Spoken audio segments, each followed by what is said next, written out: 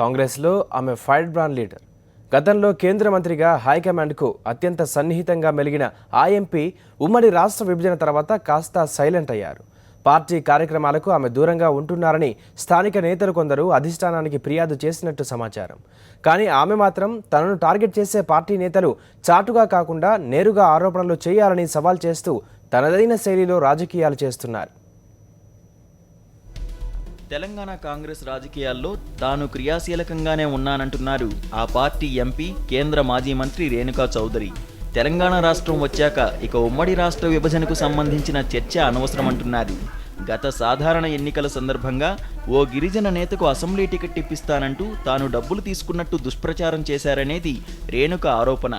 గాంధీ భవన్లో కాంగ్రెస్ కార్యకర్తలను కలవడానికే ఇష్టపడని హైకమాండ్ నేత దిగ్విజయ్ సింగ్ ఖమ్మం జిల్లాకు చెందిన తన వ్యతిరేకులను కలుసుకున్నారని గుర్తు చేశారు.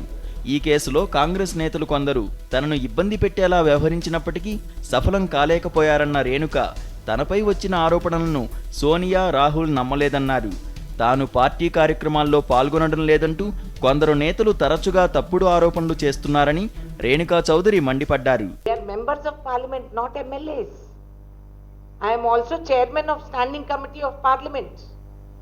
మాకు వేరే రెస్పాన్సిబిలిటీస్ కూడా ఉంటాయి. మమ్మల్ని అడిగి మీరు డేట్లు పెట్టడం లేదు. నా ఇంపార్టెన్స్ ఏంటనేది అందరూ గుర్తిస్తున్నారు. I'm very happy.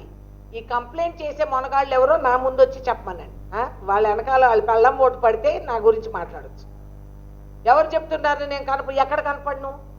ఎక్కడెక్కడ కనపడాలి? ఎన్ని అవతారాలు ఎత్తాలి చెప్పండి. నా వెనకాల పోయి ఎక్కడో పోమంటే సరిపోదు.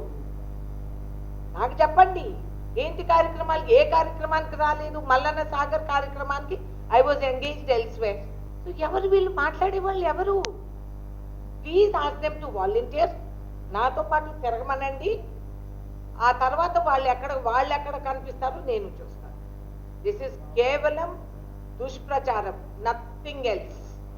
ఆమె కనపడుతు నేను కనిపిస్తే మళ్ళీ అదొక ప్రాబ్లం. తాను పార్టీ కార్యక్రమాల్లో పాల్గొంటున్నట్టు రేణుకా చౌదరి చెప్పుకుంటున్నప్పటికీ కాంగ్రెస్ నేతల వాదన మాత్రం మరోలా ఉంది. గత 2 ఏళ్లలో తెలంగాణ కాంగ్రెస్ పోటీ చేసిన పలు ఉప ఎన్నికల్లో జీహెచ్ఎంసీతో పాటు ఖమ్మం మున్సిపల్ కార్పొరేషన్ ఎలక్షన్స్లో పార్టీ కోసం రేణుక చేసిన కృషి ఏంటని ప్రశ్నిస్తున్నారు. టీపీసీసీ ఇచ్చిన కార్యక్రమాల్లో ఆమె ఏనాడూ పాల్గొనలేదని, ఖమ్మంలో తన సొంత ప్రోగ్రామ్స్ ఆమె రూపొందించుకుంటున్నారని పార్టీ నేతలు గుర్తు చేస్తున్నారు. వచ్చే పార్లమెంట్ ఎన్నికల్లో తాను మళ్లీ ఖమ్మం లోక్సభ స్థానం నుంచే పోటీ చేసేందుకే రేణుక పొలిటికల్ హడావుడి ప్రారంభించారనేది ఆ జిల్లా కాంగ్రెస్ నేతల ఆరోపణ. హస్తం నేతలు కొందరు ఆరోపిస్తున్నట్టుగా ఇతర పార్టీకి చెందిన ఖమ్మం నేతలను కాంగ్రెస్లోకి రాకుండా తాను అడ్డుకోవడం లేదని రేణుక వివరణ ఇస్తున్నారు. తెలంగాణలోని సామాజిక పరిస్థితులు తనకు అనుకూలంగా లేవంటున్న రేణుకా చౌదరి తాను జాతీయ స్థాయిలోనే పనిచేస్తానని, రాష్ట్ర కాంగ్రెస్ కీలక పదవులపై తనకు ఆసక్తి లేదంటున్నారు.